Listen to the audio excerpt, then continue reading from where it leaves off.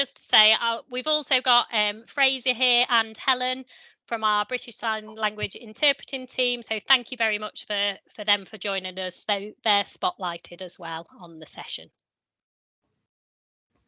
And we'll start in the recording now. Can everybody see that, Sally? I can only see you. Does it need to be slightly bigger?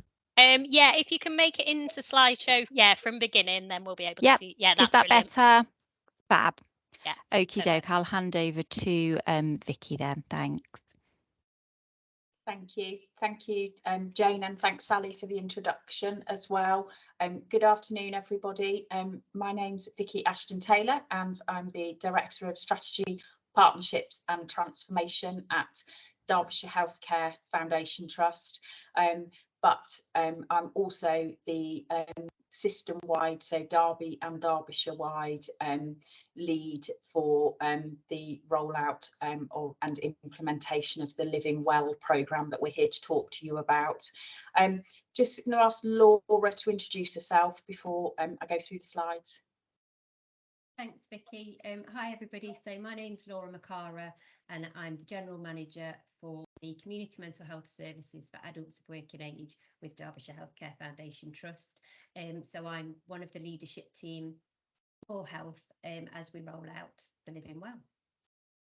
Brilliant. Thank you, Laura. And I think colleagues have already just heard from Jane as well, who's here supporting as well, and just put the slides up. Jane, did you want to introduce yourself? Yep. Hi, everybody. I'm Jane Davis, and I'm the Communications and Engagement Lead for the Living Well programme. I do work for Derbyshire Healthcare, but I'm here on behalf of the system as well. Thank you. That's brilliant. And I'm just checking to see if we've got anybody else here from the team. Can't see anybody else. So okay, so let's kick off in that case. So we've got the slides that we wanted to talk you through, just to explain a little bit about the new service, and then absolutely, as Sally described earlier, we'll open up for any questions, thoughts, comments from colleagues, and we'd be really keen to hear back from you. So so this first slide just sets out where the concept of living well, this working in collaboration, originated from. So the Community Mental Health Framework was a national document that was published that basically set out a plan for a new way of working, with organisations coming together to work in a much more coordinated way to support people in their communities, with in terms of helping them to support with their mental health or mental ill health. So so that's where the framework originated from, and the aim of that was to provide high quality mental health care, and as I said, support very much within all of our own communities. Very much focused around improving everybody's who works, engages with the services, improving their quality of life, and also an ambition to modernise the way that community mental health teams currently work, because all our lives changed significantly over the last 10 years, and really important that the way we deliver services reflect those changes in communities and the needs of people. So that's where this change and implementation of Living Well originated from. Next slide, please, Jane. Thank you. So what is Living Well in Derbyshire? Well, as I've said, it builds on community mental health teams into a new way of working, which is what we call multi-agency team. So people, staff from voluntary sector, community, social enterprise, from social care, and from health, and also really importantly bringing in the voice of those with lived experience, so that we're delivering very much a collaborative, integrated service for people in their communities. The Living Well package or programme is very much around, in the first instance, offering a short-term care package, so up to 12 weeks, first 12 weeks after people engage with the service. Those people who may be too unwell to be supported by their general practice, but don't actually meet the threshold for current mental health teams to intervene. So there were a number of people we found actually needed support, but they were almost falling through the gap. That this felt like a real opportunity to address that gap and try and support people and make sure that people were getting the support they needed. Thank you. So the Living Well programme has been in development for a number of years, as you'll see here on the slide. The work originated actually in 2018, which is before the publication of the framework that I described earlier.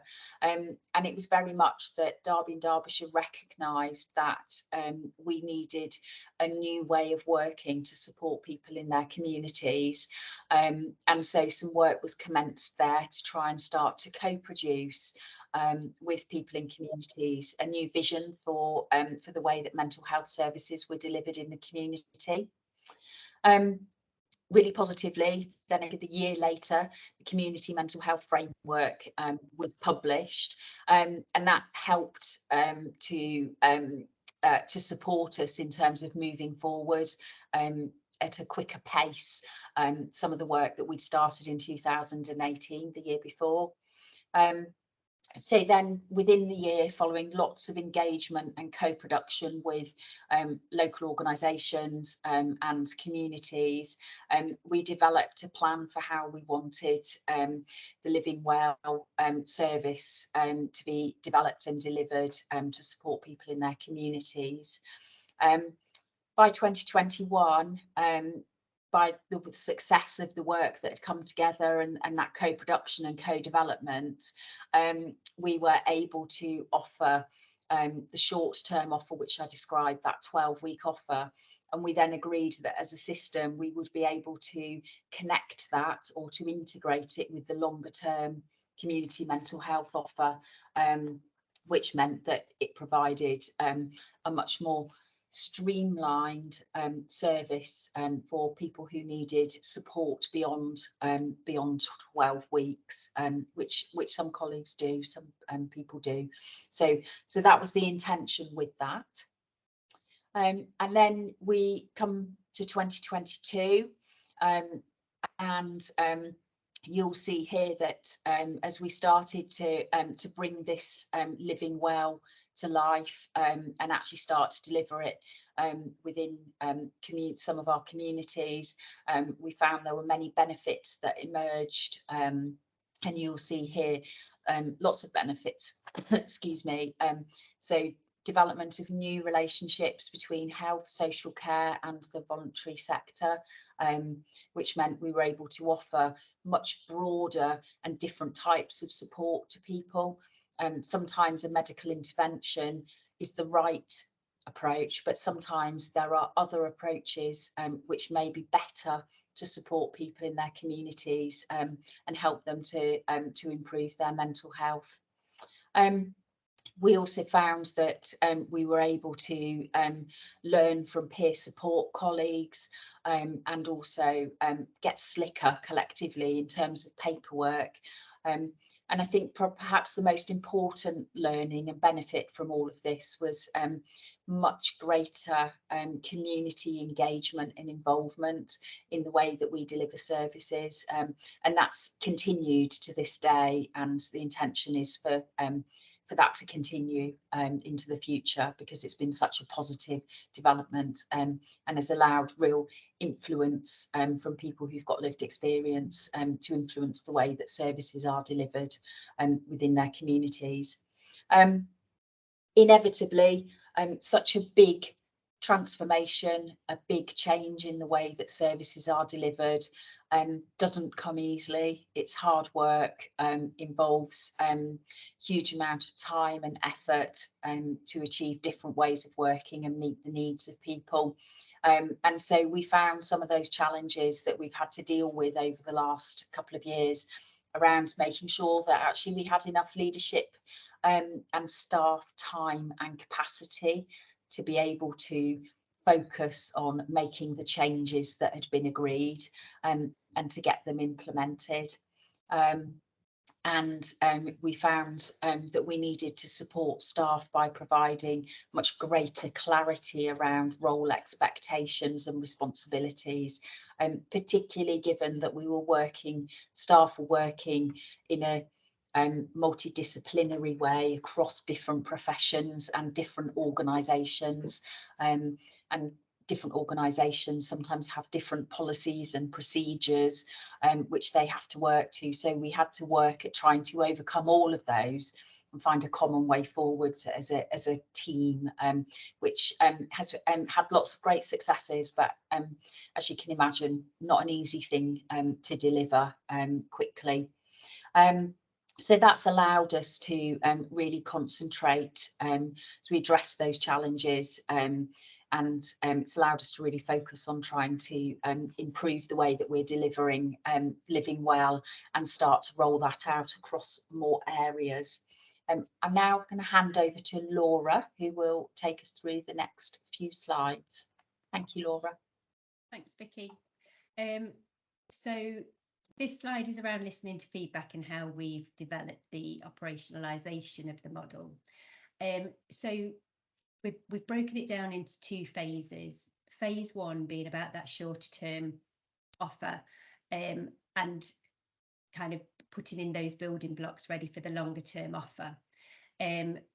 We will have a single point of access that is open to a multi-agency service, whereby we're currently receiving referrals via the GP.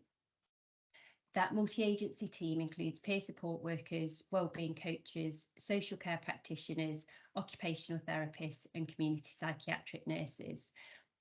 That team also has access to consultant psychiatrists, non-medical prescribers and pharmacists for advice and guidance. There are also team leaders for health and VCSE, so the voluntary care and social enterprise, working together to manage and oversee that service delivery. The focus of phase 1 is around mobilising that short-term offer within each locality, supporting colleagues to adopt new ways of working and new paperwork and building relationships as a multi-agency team. So then we've got phase 2, and the ambition within phase 2 is to create that one service where people are able to step up and down and self-refer. So within phase 2, this means that people already under the longer term offer of the service will be able to access support for short-term interventions as and when needed from that short-term offer team. As part of phase 2, we will be opening that front door wider to include self-introductions and introductions from other services beyond the GP. We're having to take it in a staggered approach with opening that front door wider to make sure that the service doesn't become overwhelmed and that we end up with waiting lists, as the main goal is to create that flow through the service, both in the short term and the long term offers, to enable people to access the support, care and treatment as and when they need it.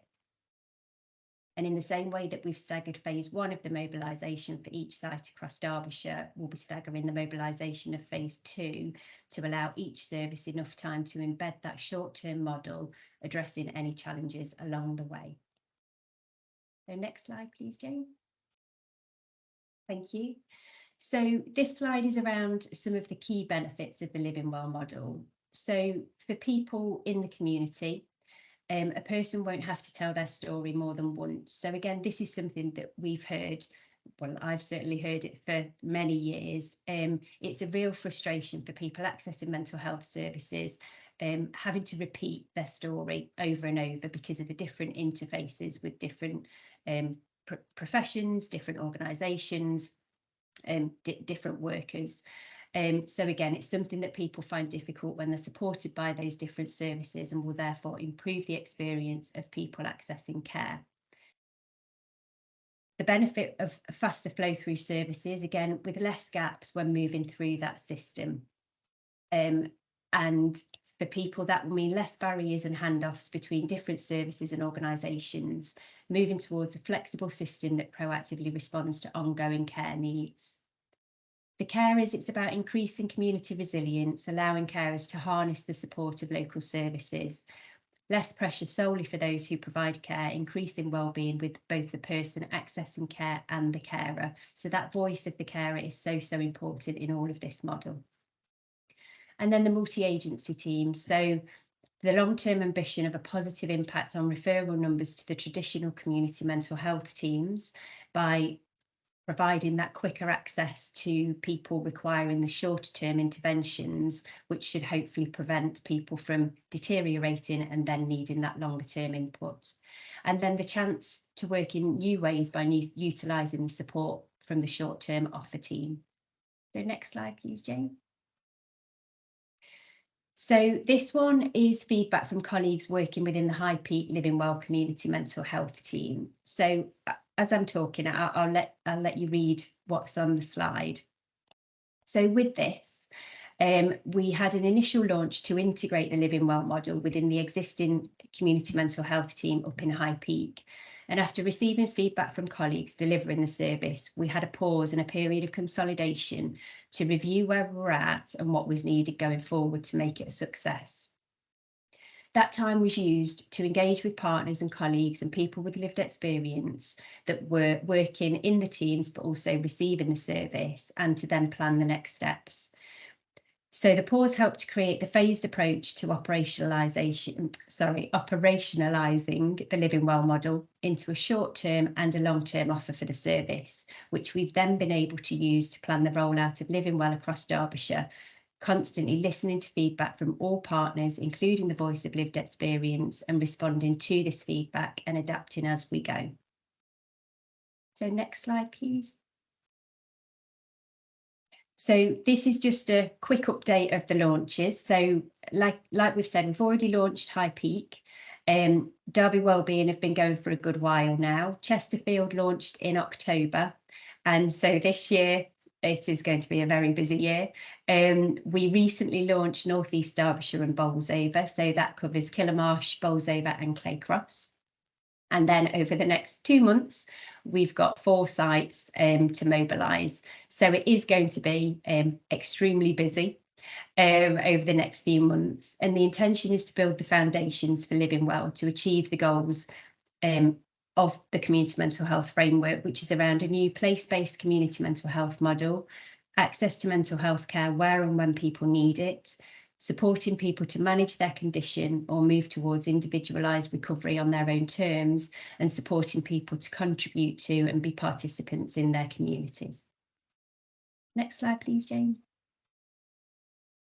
So with this e-learning package, there has been a huge amount of work that's gone into it. And again, it was based on feedback that we'd had from various stakeholders.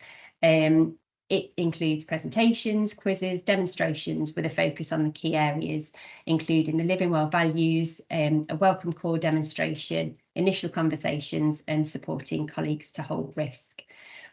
So again, the package is aimed at the new Living Well team members and people who need a refresher of the whole model or the opportunity to pick and choose the modules that they need further information on. Like I say, it was developed in response to the feedback that we'd received, asking for a greater depth training around some of those areas, and also the different roles within that multi-agency team. So it's been co-produced with health, social care, BCSE and lived experience partners, and it acts as a function to support teams to sustain the Living Well values, and it also complements the face-to-face practice inductions. So whilst we have the e-learning package, we do still have those face-to-face practical inductions as well. Thanks, Jane. So I think this is the last slide. So getting involved, the collaboratives then. So the collaboratives are a group comprising of commissioners, providers, statutory sector, the voluntary sector, local authority and people with lived experience of mental health, all coming together and working together on behalf of the wider system to reimagine the future of community mental health and look after the health and wellbeing of our local community. They meet once a month to discuss how living well can be supported by the system and local communities, as well as issues such as tackling health inequalities. The collaboratives are a really valuable asset to the Living Well programme, and we would encourage people to get involved. So please do make a note of those contact details on that slide. And then hopefully we're going to share a little video. Technology was working at the beginning, so we're hoping it's working now. Just again to give you a little taste of it. So I'm going to try and share the Living Well part of the e-learning package. This is a video. It is 8 minutes long, so I'm just going to show you a small section of it, about roughly a minute. But this explains the Living Well values in practice. We've had lots of feedback that some of the diagrams that we've produced, some of the communications that we've put out doesn't necessarily explain what it is. So these videos really do that, and we're hoping to come around to various stakeholder organisations to present these as well in their sort of full format, but I will just try and give you a flavour of this one. Bear with me.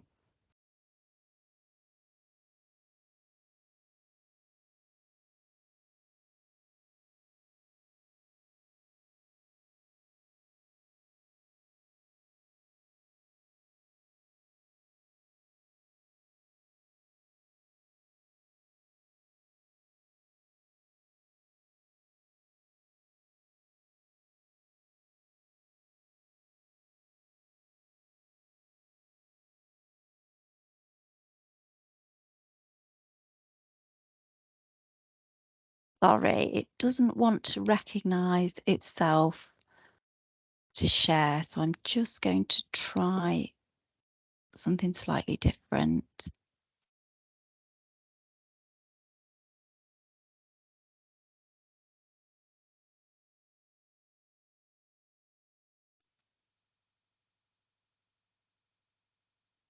Can you see that, Laura? Yeah, we can see that. Yes. Sorry, I can only see you, Laura. Oh yeah. Just bear with me. This is the ultimate test if it will play. And feel that they've got an element of control in their lives again. Could you tell me a little bit about your previous experience within mental health services? I was in and out of hospital from 1994. I was bullied at work, in the workplace by my foster brother and family. I then had a breakdown for the bullying. I got wound up so much, I lashed out, I got in trouble with the police. Ended up in custody, then transferred to Kingsway. I was in and out of hospital there. I was in there for about a year on a section. So it's a hard time trying to get believed at that period of time back in the 90s, where Living Well has changed that for me. It's all about what matters to the person, what's important to them. And that does feel, although we have always tried to work alongside people, this feels like we're doing it in a much more different, inclusive, a much more creative way, I think. And I'll just stop there. Sorry, that was the smallest snippet, but they are quite lengthy videos. We just wanted to ensure that you could see the collaboration with John, with one of our experts by experience. So as I said, we will hopefully have some forums set up where we can share the videos on a larger scale. Thank you, Jane. And thank you. I think that's the end of your presentation, Laura and Vicky, isn't it? So thank you very much for a really clear presentation on all the things that have been going on. I mean, it's been a very busy time, like you're saying. It looks like there's a lot more coming up over this next year. And it's great to see that, you know, the voice of patients and carers have been incorporated into all of that and all those developments. So that's really good. And also that you're really honest about it and acknowledging, you know, some of the challenges that you've come across along the way as well. So what we're going to do now is open it up for questions. I can see there's a few in the chat, and Mark Stewart from our team, he's managing the chat today. I forgot to introduce him at the start. Sorry, Mark. So yes, I'll just hand over to Mark to see to pick up on some of the questions. Hello there. The first question we have is from Adam Brzezinski. He's asked, how are the Living Well collaboratives to be supported and coordinated?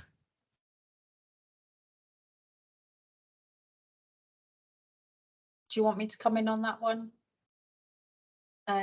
Okay, so in terms of, so great question. Thank you for opening up this session with that question.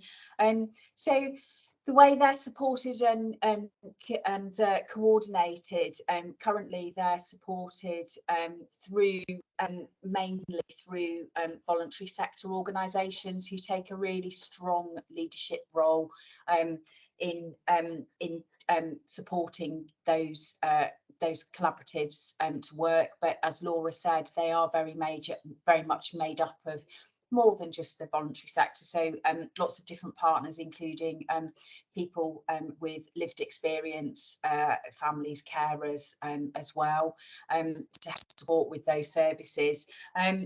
As it stands, each of the collaboratives have a collaborative coordinator role, which supports in that sort of, as it says on the tin, I think, supports with the coordination and the leadership of the collaboratives, and so that's over, and that's how they're supported over time.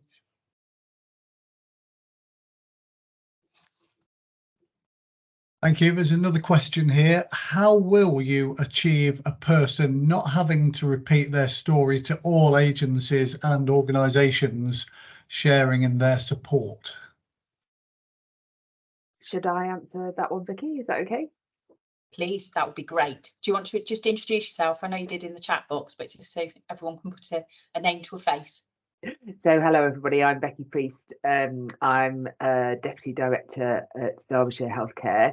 I'm the clinical lead for the project, and I'm an occupational therapist by background. So I feel really connected to the project because I feel that this is really putting people and what they want from their recovery at its heart.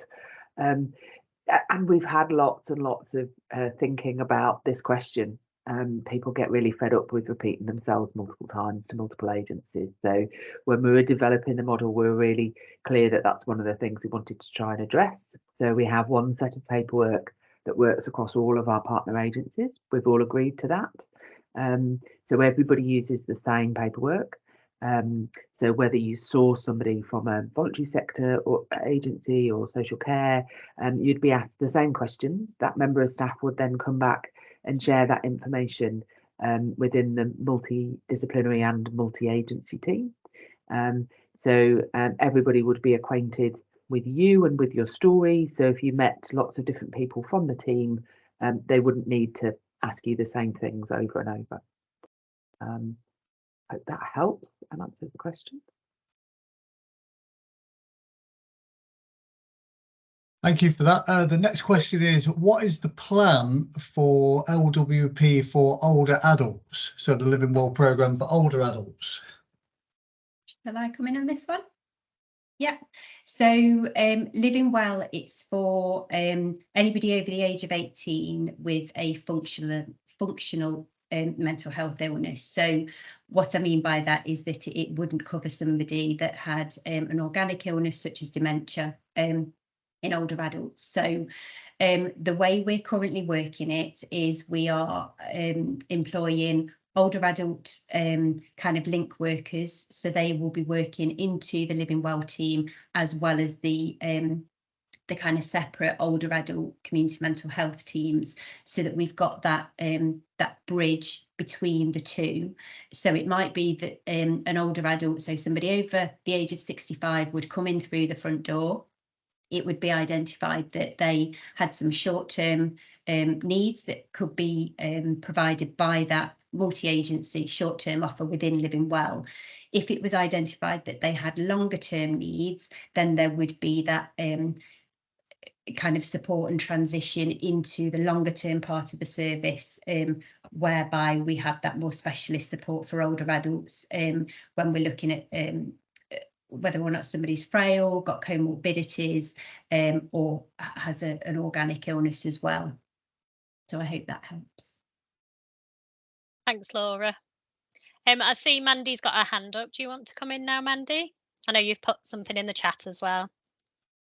Yeah, sorry, I just didn't want to have to go back to it because I knew we were moving on to the next question. Just going back to, can you hear me okay? Just going back to Becky Priest, I wanted to know what's that paperwork called that's been shared across the sector, please, so I can make sure our social prescribers have got that too. So we use a set of paperwork. So we talk about having an initial conversation with people, and we've tried to very heavily put an emphasis on moving away from terms that we might use in health. So we talk about having an initial conversation where we establish what somebody's goals are. So that will be the key piece that you'd be looking for in terms of establishing what a person feels that their issues are that they'd like to address with us. But if you would like, if you want more information and you want a copy of the paperwork, I'm really happy to share that with you.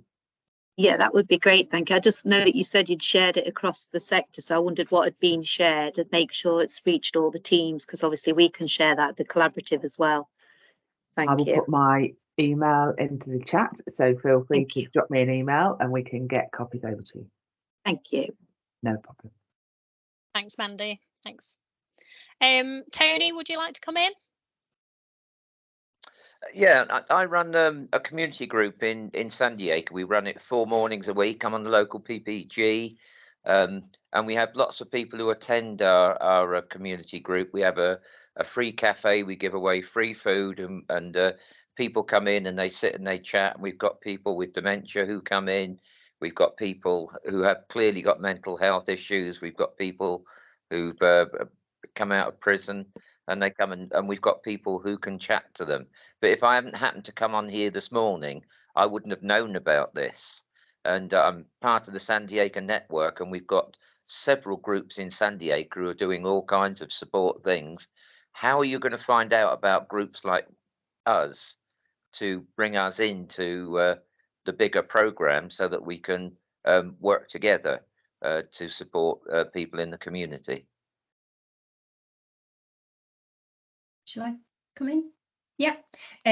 So thanks for that. And again, I think that's where the role of the collaboratives really come in, because it is about understanding that local population, what is already out there, what's being offered, delivered, because what we don't want to do is duplicate at all. We know that resources are very scarce across every sector. So what we want to do is complement. So again, I would absolutely encourage you to get in touch with the local collaborative. So contact Helen, she'll be able to give you those details. And then, yeah, become a part of that, and hopefully you'll learn more and be able to contribute as well to the services in that area. Yeah, but my question was, Laura, if I hadn't have chosen to come on today, then I wouldn't have known, and I wouldn't have been able to come onto the collaborative. How are we going to inform other groups that it's happening? And that is a really good question, and I might bring Jane in on it, because we've got a communication and engagement strategy, and it's always helpful to get feedback like this, because it's then identifying, you know, where are we missing, where are those gaps, and you're quite right, if you hadn't have come on today, then maybe you wouldn't have known. So that is something for us to take away and think about how we reach everybody in that community, and both the community itself, but also those other services and organisations that are delivering things out in the community. Yeah, Laura, thanks. That is a really good question, and it's something that we do.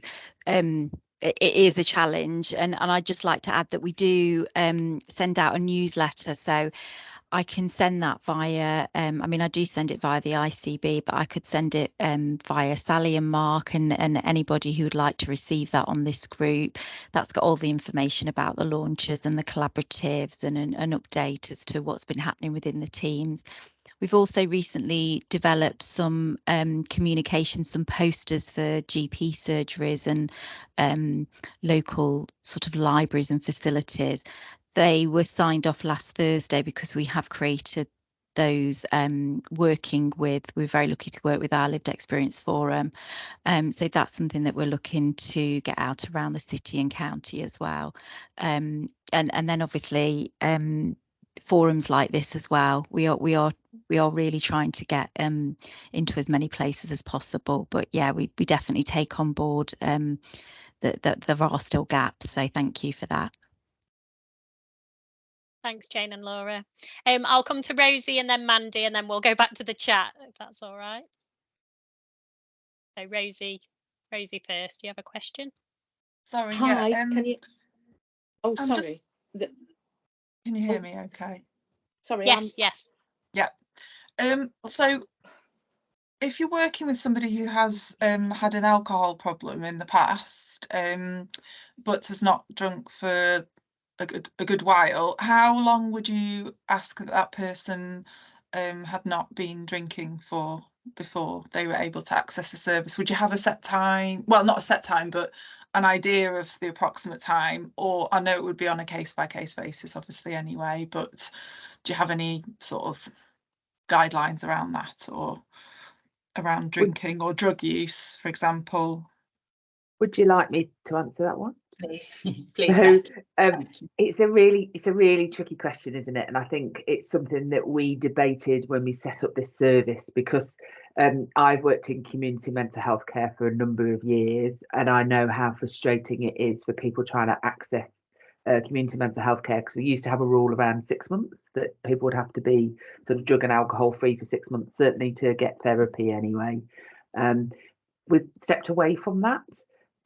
We look at the person and we look at what they need, and then we look to see if we can support that regardless of other factors. It might be that if somebody had an active drug or alcohol issue, that we would need to get them support with that before we could come in with additional supports.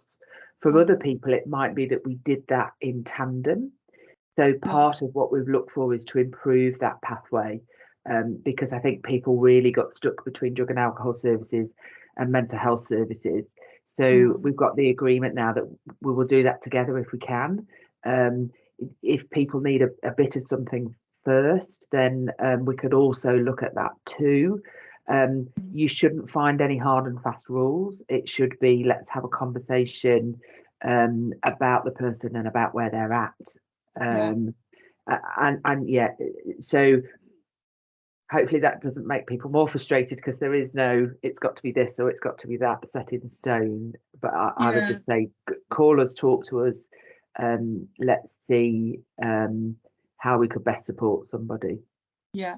And also, sorry, a second question. If somebody's agoraphobic, so barely going out, would you deem that generally to be an appropriate referral to yourself, or higher level than living well, depending? Again, it would depend. So we are a short-term team of up to 12 weeks. For some people, they could address an issue where they're feeling really reticent to go out within that time period. For other people, they can't. So I guess what we'd be looking for is some more information around, how long has that been?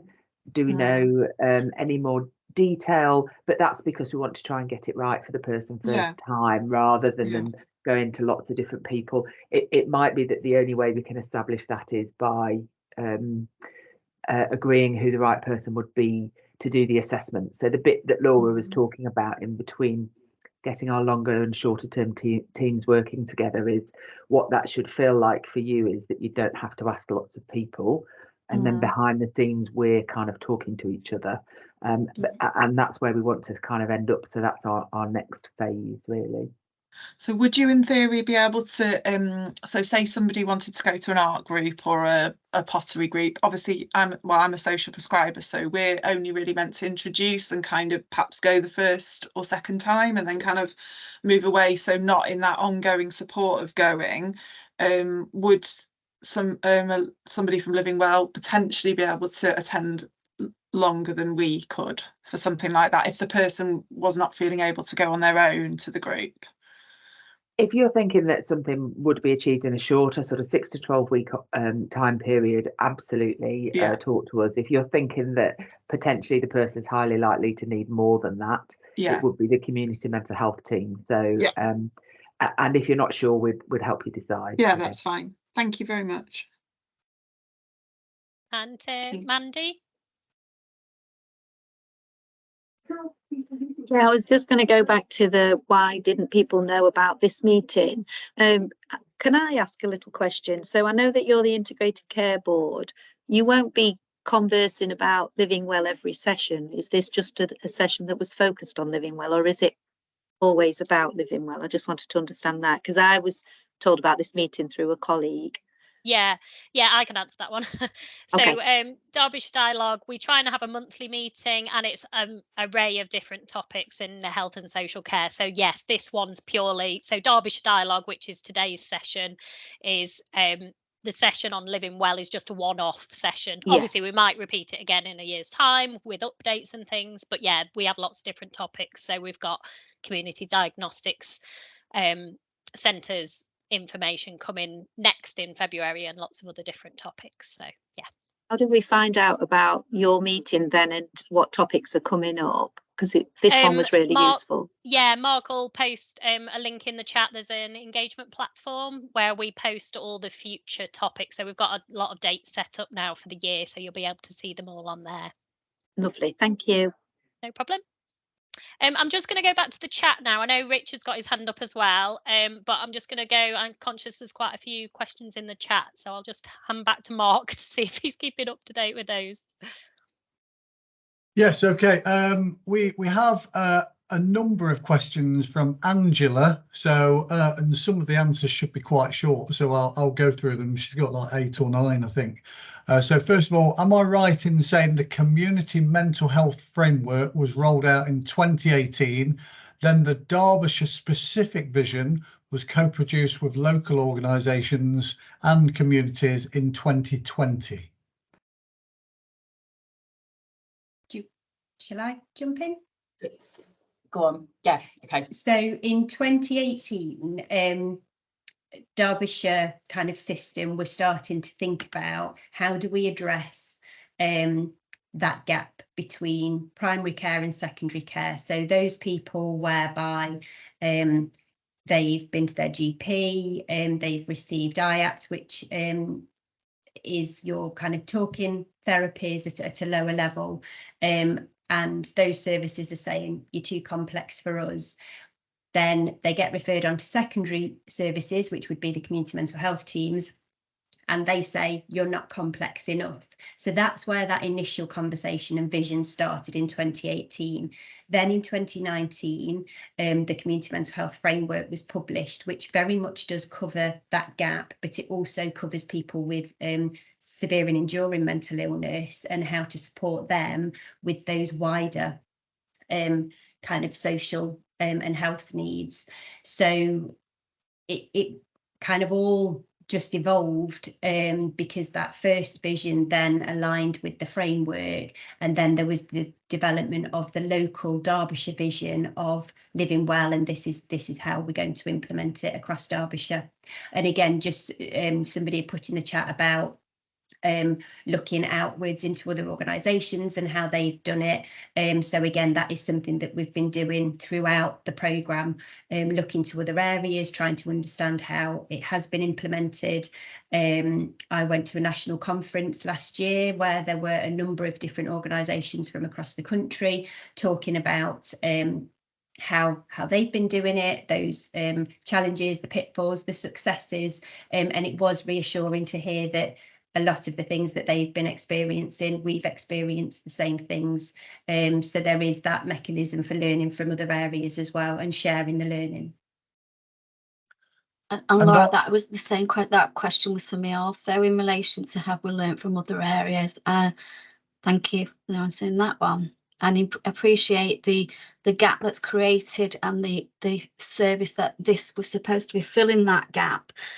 What concerns me is that gap is still there.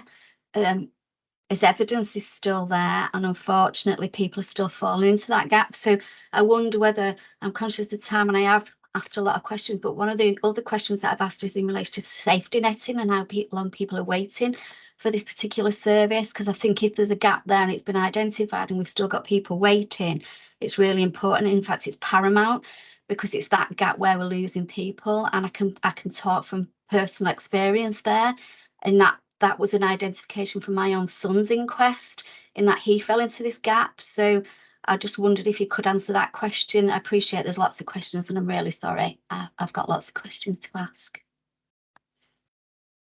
That's okay. I'm happy to come in again. So I guess what I would say about that gap is we haven't yet rolled out Living Well across all of Derbyshire. So it's up and running in High Peak. It's up and running in Derby City, so Derby Wellbeing.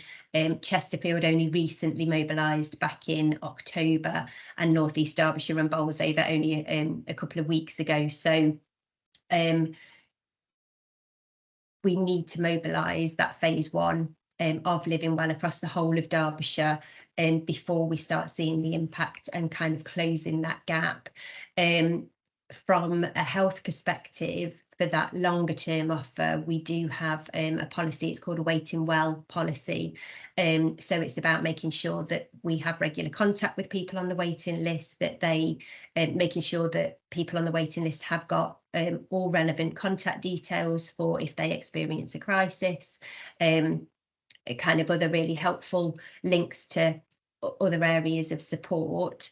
The goal is for us not to have waiting lists. That is the absolute end goal, and the target will be that when somebody is introduced to Living Well, that they will receive that first contact within 4 weeks, within that 28 days. So that's what we're working towards.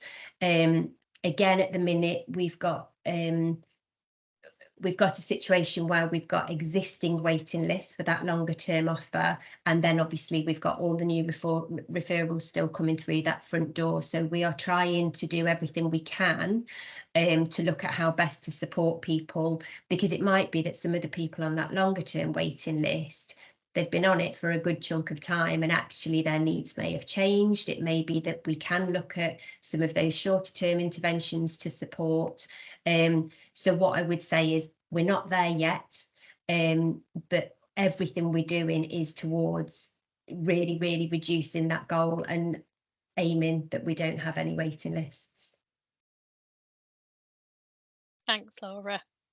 I'm just going to go to Rosie Kitely. I'm not sure whether that's exactly how you say it, for her question. I think she was first, and then Richard Smith, and then we've got 10 minutes left, so I just want to make sure we don't go over time. But if there's any questions in the chat that we don't get to, we'll as always, we upload the responses to those on the engagement platform where all the information is for Derbyshire Dialogue. So I'll come to Rosie next. Hi, I'm a carer to my son who's got bipolar disorder, and he lives in Derby City. And I was just wanting to ask a little bit more about the phase 2 part of the programme. I think it sounds like an excellent service and very welcome.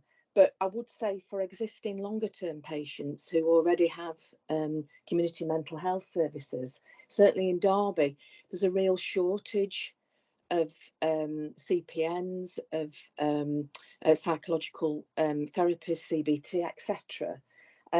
So it was just kind of trying to understand where the kind of primary and secondary services would align to benefit, obviously, those who are presenting with mental health difficulties, which is great, but for those who are still not getting the service really to benefit them who've got longer term conditions.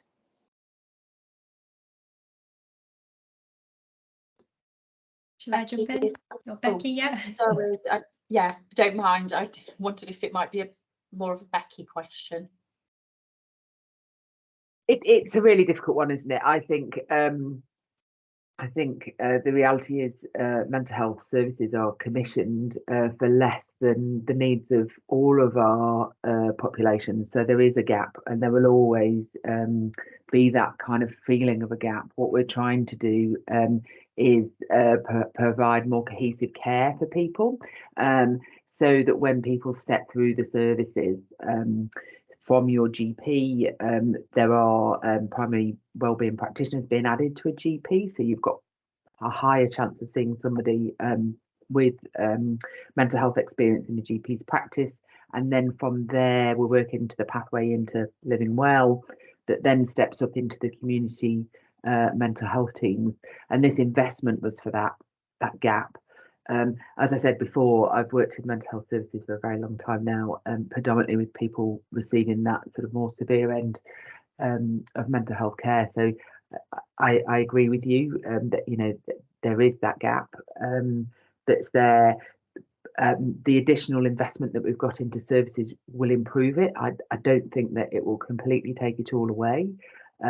We continue to lobby for fair and equitable investment in mental health services to actually improve that nationally. So I'd like to say that I think this will be the answer to everything, but I don't. We have got additional investment. It will improve things, but I don't think that it's going to completely resolve everything and all of the issues that we have in mental health services. If there was something specific about somebody that is a loved one or carer, I'd be really happy to talk to you about that separately, about what we can do to support you. Yeah, it's a tricky one, isn't it? It is. It's really tough, actually. Thanks, Rosie, for that question. Thank you. Final question from Richard Smith then.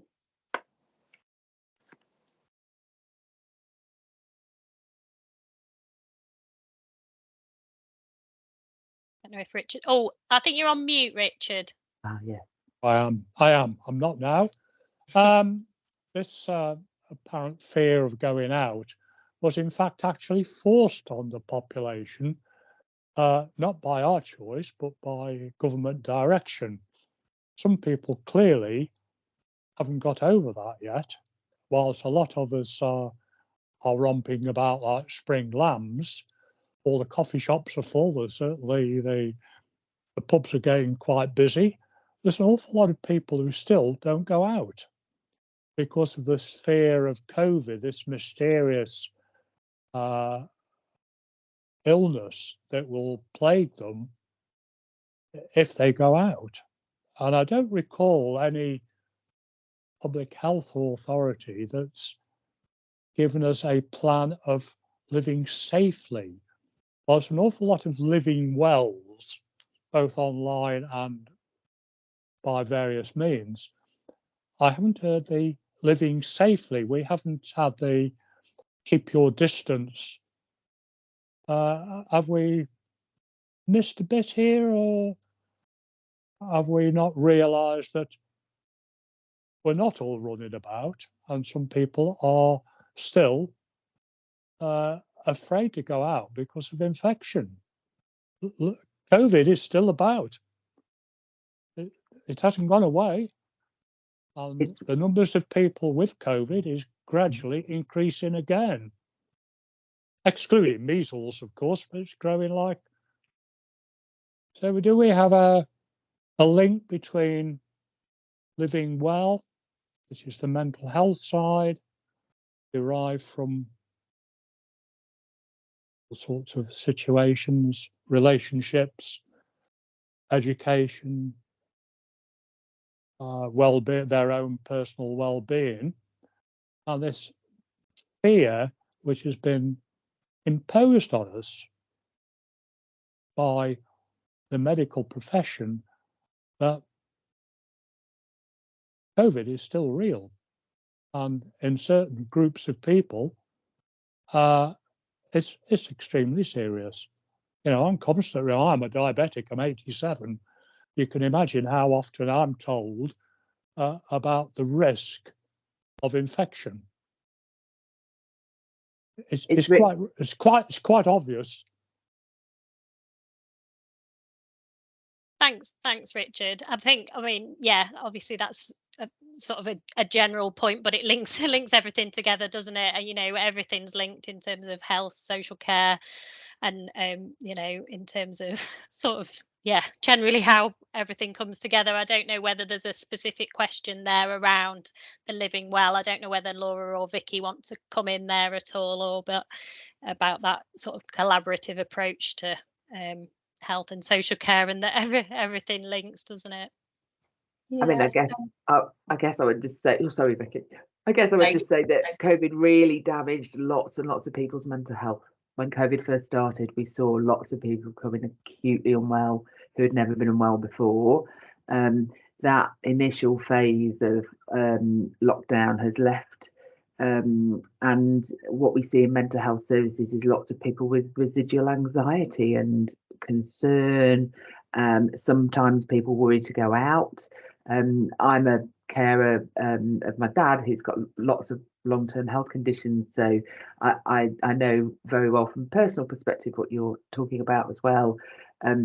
For people that have sort of stepped over from feeling some concern and anxiety into something that's preventing them from living their everyday life, Living Well would accept referrals and help people to start accessing things that they need to do, for example, if they're feeling like they can't go out. So we would try and support that.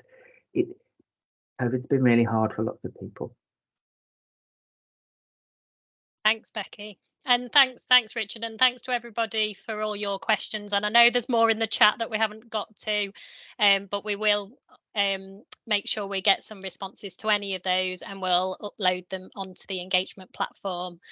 I just want to say thank you very much to Vicky, Laura, Becky and Jane today for that excellent presentation and all the information, and it's really generated a great discussion today, so thank you for that. And also to our British Sign Language interpreter as well, thank you very much for joining us and following the discussion as well. Our next session is on the 21st of February from 1 till 2. And that's on community diagnostic centres. So hopefully you'll all be able to join us to that session. So thank you very much, everybody, and have a lovely afternoon. Thank you, everybody. Bye. Thank you. Bye. Thank you.